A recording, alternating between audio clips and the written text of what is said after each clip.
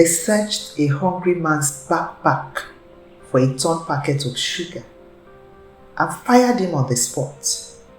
That same night, 3 trucks rolled out the back gates.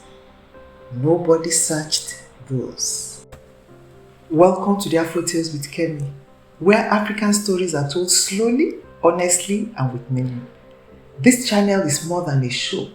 It is the foundation of the Afro Tales Academy, a movement built on one belief, that African wisdom should shape how we lead, how we train, and how we govern. If you have ever felt that in your bones, you are already part of this. So sit back, open your heart, and walk with me through today's tale, told as always the African way. I am Kemi Iwanesi. The loud clang of the factory bell echoed across the compound. Hundreds of workers lined up as security guards searched every bag. A young man trembled as they pulled out a torn packet of sugar from his backpack. It was going to be thrown away, he pleaded. My children haven't eaten since yesterday. Chief Bako did not blink. Stealing is stealing. You are fired. The guards dragged the crying man away while everyone else stared at the ground. No one spoke. No one dared. Yet, when darkness fell that same evening, 3 company trucks quietly rolled out through the rear gates. They weren't carrying waste. They were loaded with cartons of cooking oil, bags of rice, and sealed boxes meant for the company's biggest customers. Standing behind stacks of wooden pallets, the newest worker watched silently. He smiled to himself. They searched the poor at the front gate, but never the rich at the back. The spider had found his web. The following Monday morning, the giant gates of Harmony Foods factory opened again. Workers streamed inside before sunrise. Among them walked a slim young man carrying nothing more than an old backpack. His employment letter read, name Anansi. The supervisor looked him up and down. You look too small for factory work. Anansi bowed respectfully. My body may be small, sir, but my eyes are strong. The supervisor laughed. We don't pay people to look. No, Anansi replied quietly. You pay them not to see. The supervisor frowned. What did you say? I said thank you for the opportunity. The man shook his head. Strange fellow. Within a week, Anansi understood why nobody smiled inside Harmony Foods. Kojo had worked there for 11 years. He trained every new machine operator. Whenever promotion time came, someone less qualified became his supervisor. As he managed quality control, she often caught expensive production mistakes before goods left the factory. Her reports mysteriously disappeared whenever they embarrassed management.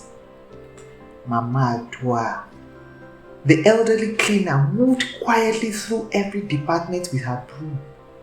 People treated her as if she were invisible. She had cleaned those floors for 32 years. She knew every hidden office, every broken lock, and every whispered secret. One afternoon, she noticed Anansi studying the movements of workers instead of eating. You don't talk much, she observed. I prefer listening. What are you listening for? Patterns.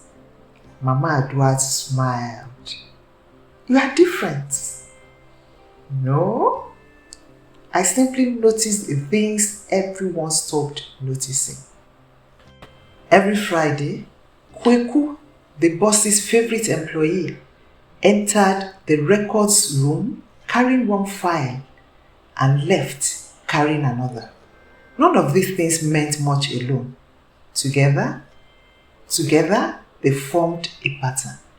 and every pattern told a story. One raining evening, the electricity flickered. Most workers hurried home. Anansi remained behind, pretending to tie his bootlaces.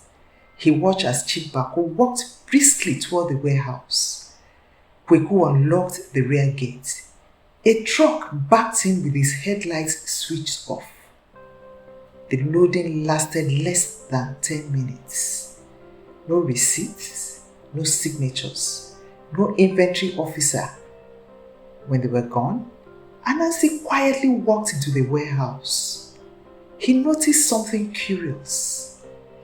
The cartons stacked near the wall all carried the same production date. Yet the inventory sheet claimed they had already been shipped 3 days earlier. Someone had made the goods disappear on paper before they disappeared in reality. Anansi smiled. Interesting. He did not touch a single box. He simply memorized the numbers printed on each carton. A spider never tears down a web before the fly enters it. The next morning, Kojo found Anansi sketching circles and lines on the scrap of cardboard. What are you drawing? A web, Kojo laughed. I don't see any spider. You won't. Why? Because this clever spider is never at the center until the trap is ready. Kojo shook his head. You speak in riddles. No? I speak in patience. For the first time in many years, Harmony Foods had hired someone who wasn't trying to survive the system. He was studying it. Every line, every shortcut, every hidden thread. And somewhere high above them all, Chief Bako continued smiling, convinced no one could ever challenge him. He had no idea that someone had already begun weaving the web that would bring his empire crashing down. For the next month, Anansi did something that puzzled everyone. He never complained. He never argued. He never rushed to expose anyone. Instead, he became the most dependable worker in the factory. If someone needed help lifting bags of flour, Anansi was there. If a machine broke down, he stayed behind until it was repaired. If Mama Adua struggled to push her cleaning cart, he quietly helped her without expecting thanks. Chief Bako noticed. I liked this one, he told Kweku. He minds his business. Anansi overheard the remark as he swept flour from the warehouse floor. He smiled to himself. The easiest person to deceive, he thought, is the one who believes he already knows you. One afternoon, Essie burst into the staff canteen, visibly upset. They've done it again. Nobody asked what she meant. They already knew. Her quality control report had disappeared. Another batch of spoiled cooking oil had been approved for sale. If people get sick, she whispered, their blood will be on our hands. Kojo sighed. You'll only lose your job if you keep fighting. So we are supposed to stay silent? No, we are supposed to survive. Anansi quietly stirred his tea. Then he asked a simple question. Who keeps the original inspection book before the reports are typed? Essie looked surprised. I do. And where is it? In my locker. Has anyone ever asked of it? She blinked. No. Anansi nodded slowly. Good. That was all he said. That evening, Mama Adua found Anansi repairing one of the old notice boards. You ask strange questions. I ask useful ones. She leaned on her broom. Tell me something. What do you really want? Anansi smiled. When a spider builds a web, do you think it hates the fly? She laughed. No, it simply understands the fly. Exactly. I'm not fighting Chief Bako. I'm studying him. A few days later, something unusual happened. The payroll office announced that 12 workers would lose part of their salaries because they had supposedly arrived late several times that month. The workers protested. I've never been late. I signed in every day. It isn't fair. Chief Bako raised his hand. The attendance register doesn't lie. Everyone fell silent. Everyone except Anansi. He didn't challenge the boss. He simply walked over to the attendance machine. He looked at it carefully. Then he looked at the clock hanging above the entrance. Then he quietly returned to work. Kojo whispered, "What did you see?" The following week, Kweku strutted around the factory boasting about his promotion. Everyone knew he wasn't qualified. Even he knew.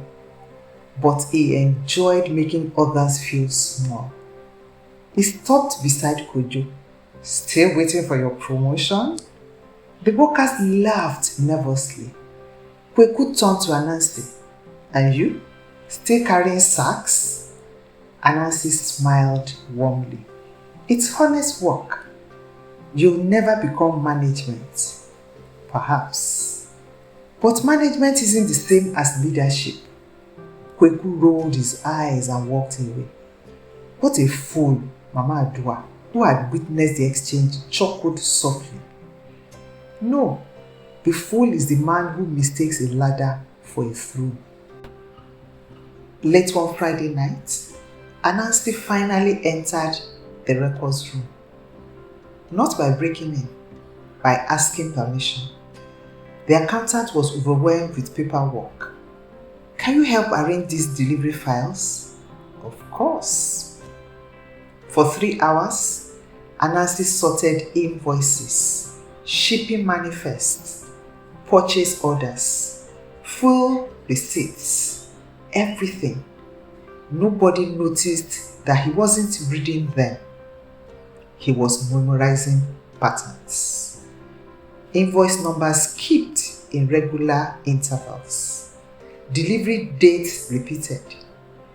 Certain truck numbers appeared on days when security logs claimed they had never entered the premises. No documents were stolen.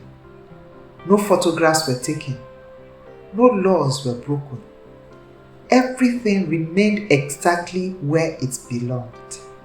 Except now, someone understood the story those papers were telling. That weekend, Anansi sat beneath a large mango tree outside his small rented room. He spread several blank sheets of paper before him. On one, he drew circles. On another, straight lines. Then he connected them, not with names, with habits. Who met whom? Which trucks moved? Which files disappeared? Which supervisors signed which forms? By sunset, the page looked exactly like a spider's web. Every thread connected. Every line depended on another line. Remove one thread and the whole web would tremble. Mama Adua happened to pass by on her way home. She looked at the drawing. "I don't understand any of it." "You don't have to." "Then who does?" Anansi folded the paper carefully. "Chief Bako will, when it's too late." Far away, inside his luxurious home, Chief Bako raised a glass in celebration. His profits had never been higher. His workers had never been more afraid. His secrets had never seemed safer. He smiled confidently. Across town, the spider quietly tied another thread to the web. The trap was almost ready. Chief Baku was celebrating. He had no idea the boy sweeping his warehouse floor already knew every one of his secrets. What happens when the fly finally fills the web? Find out in part 2 and don't even miss it.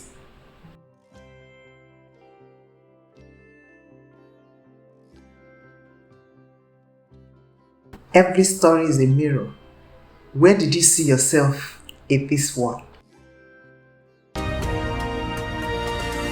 When the drum speaks, Africa remembers. When stories rise, hearts awaken. Afro tales.